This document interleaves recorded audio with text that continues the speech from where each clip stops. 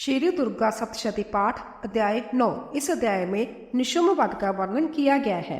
9वां अध्याय का पाठ संतान प्राप्ति के लिए किया जाता है। पुत्र प्राप्ति के लिए या संतान से संबंधित किसी भी परेशानी के निवारण के लिए दुर्गा सप्तशती के 9वें अध्याय का पाठ किया जाता है। इसके अलावा संतान की उन्नति प्रगति के लिए तथा किसी भी प्रकार की खोई हुई अमूल्य वस्तु की प्राप्ति के लिए भी 9वें अध्याय का पाठ करना उत्तम होता है। यह आपकी मनोकामना पूर्ण करने में सहायक है। राजा ने कहा, भगवान, आपने रक्त बीज के वध से संबंध रखने वाला देवी चरित्र का यह अवैध महात्म्य मुझे बतलाया। अब रक्त बीज के मारे जाने पर अंतित क्रोध में भरे हुए शुंभ और निशुंभ ने जो कर्म किया उसे मैं सुनना चाहता हूँ। ऋषि कहते हैं, राजन, युद्ध में रक्तबीज तथा अन्य दैत्यों के मारे जाने पर शुंभ और निशुंभ के क्रोध की सीमा न रही। अपनी विशाल सेना इस प्रकार मारी जाती देख निशुंभ अमर्ष अर्थात गुस्से में भरकर देवी की ओर दौड़ा। उसके साथ असुरों की प्रधान सेना थी। उसके आगे पीछे तथा पार्श्व भाग में बड़े बड़े असुर थे जो क्रोध से होंठ चबाते हुए देवी को मार डालने के लिए आए। महापराक्रमी शुंभ भी अपनी सेना के साथ मातृगणों से युद्ध करके क्रोधवश चंडिका को मारने के लिए आ पहुंचा।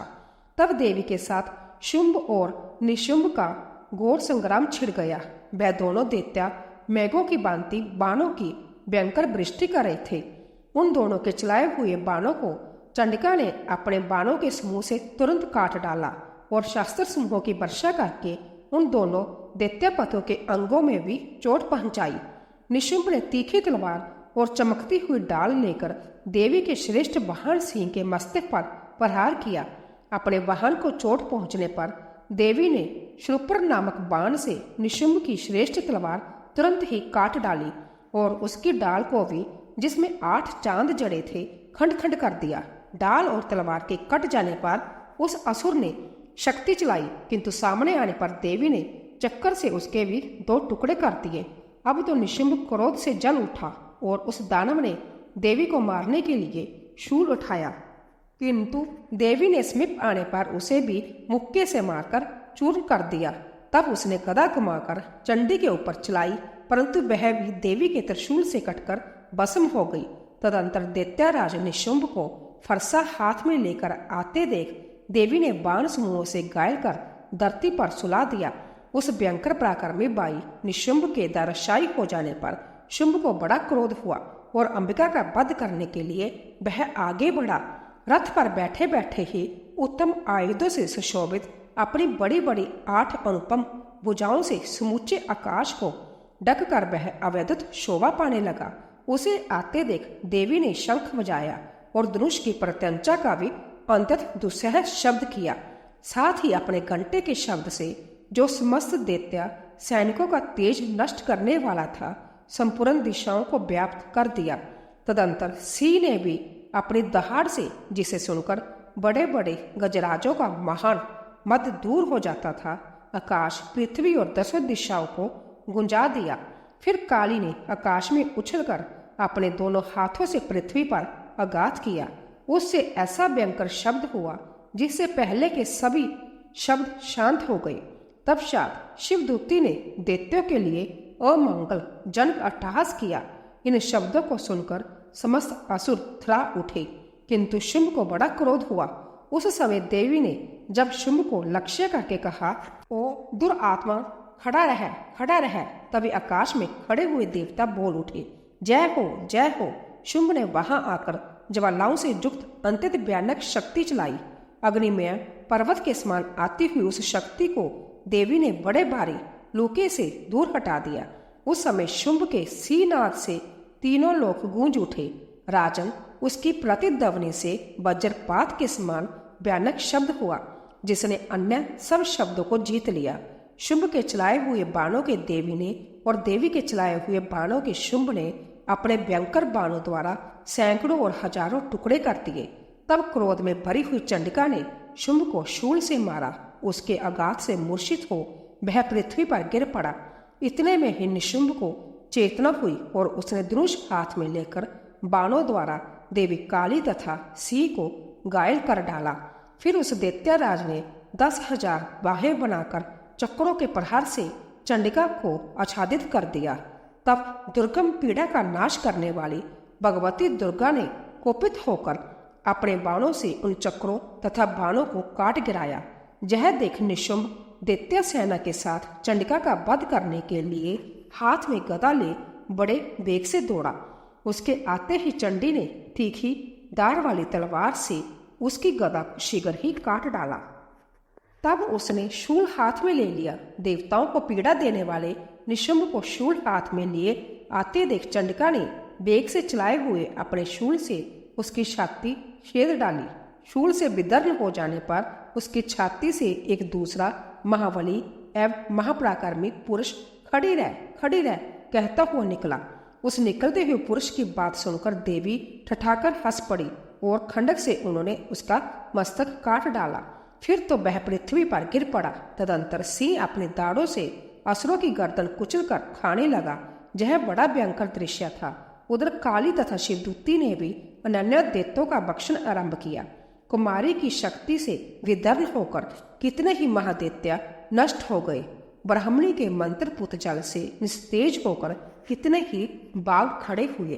कितने ही दैत्य महेश्वरी के त्रिशूल से छिन्न भिन्न हो धराशायी हो गए। बराही के थूथन के आघात से कितनों का पृथ्वी पर कचुम्बर निकल गया। वैष्णवी ने भी अपने चक्कर से दानवों के टुकड़े टुकड़े कर डाले। ऐन्द्री के हाथ से छूटे हुए वज्र से भी कितने ही प्राणों से हाथ धो बैठे। कुछ असुर नष्ट हो गए, कुछ उस महायुद्ध से भाग गए तथा कितने ही काली शिवदूती तथा सिंह के ग्रास बन गए। इस प्रकार श्री मार्कंडेय पुराण में सार्वजनिक मनवंतर की कथा के अंतग्रंथ देवी महात्म्य में निशुंभ वध नामक 9वां अध्याय पूरा हुआ। अब आइए श्रवण करते हैं श्री दुर्गा सप्तशती पाठ का 10वां अध्याय। अगर संतान गलत रास्ते पर जा रही है तो ऐसी भटकी हुई संतान को सही रास्ते पर लाने के लिए 10वां अध्याय सर्वश्रेष्ठ है। अच्छी और योग्य पुत्र की कामना के साथ अगर 10वें अध्याय का पाठ किया जाए तो योग्य संतान की प्राप्ति होती है और प्राप्त संतान सही रास्ते पर चलती है। ऋषि कहते हैं, राजन, अपने प्राणों के समान प्यारे भाई निशुंभ को मारा गया देख तथा सारी सेना का संहार होता जान शुंभ ने कोपित होकर कहा, दुष्ट दुर्गे, तू बल के अभिमान में आकर झूठ मूठ का घमंड ना दिखा। तू बड़ी माननी बनी हुई है, किंतु दूसरी स्त्री के बल का सहारा लेकर लड़ती है। देवी बोली, ओ दुष्ट, मैं अकेली ही हूँ। इस संसार में मेरे सिवा दूसरी कौन है? देख, जय मेरी ही विभूतियां हैं। अंत्या मुझे में ही प्रवेश कर रही है। तदंतर ब्राह्मणी आदि समस्त देवियां अंबिका देवी के शरीर में लीन हो गई। उस समय केवल अंबिका देवी ही रह गई। देवी बोली, मैं अपनी ऐश्वर्य शक्ति से अनेक रूपों में जहाँ उपस्थित हुई थी, उन सब रूपों को मैंने समेट लिया। अब अकेली ही युद्ध में खड़ी हूँ, तुम भी स्थिर हो जाओ। ऋषि कहते हैं, तदंतर देवी और शुभ दोनों के देखते देखकर भयंकर युद्ध छिड़ गया। बाणों की वर्षा तथा तीखे शास्त्रों एवं दारुण अस्त्रों के प्रहार के कारण उन दोनों का युद्ध सब लोगों के लिए बड़ा भयानक प्रतीत हुआ। उस समय अंबिका देवी ने जो सैकड़ों दिव्य अस्त्र छोड़े, उन्हें दैत्यराज शुंभ ने उनके निवारक अस्त्रों द्वारा काट डाला।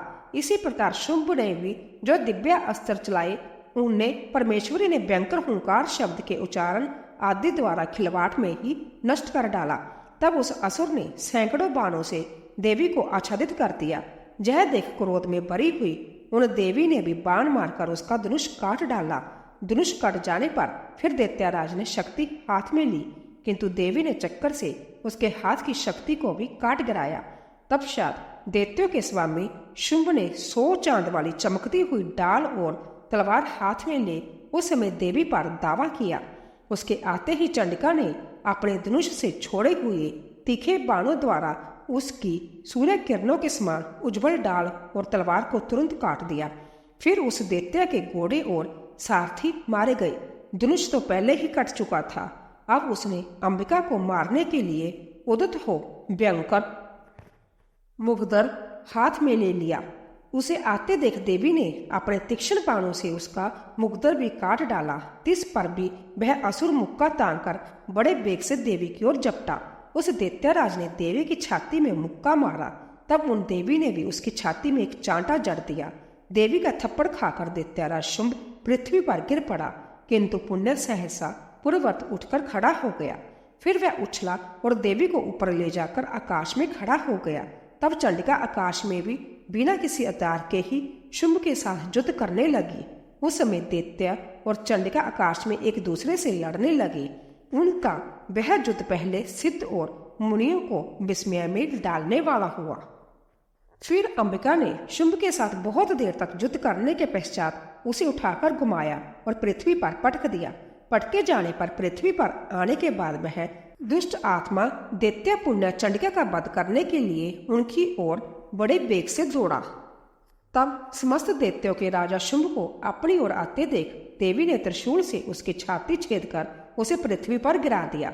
देवी के शूल की धार से घायल होने पर उसके प्राण पखेरु उड़ गए और वह समृद्धों, द्वीपों तथा पर्वतों से समूची पृथ्वी को कंपाता हुआ भूमि पर गिर पड़ा। तदंतर उस दुरात्मा के मारे जाने पर संपूर्ण जगत प्रसन्न एवं पूर्ण स्वस्थ हो गया तथा आकाश स्वस्थ दिखाई देने लगा।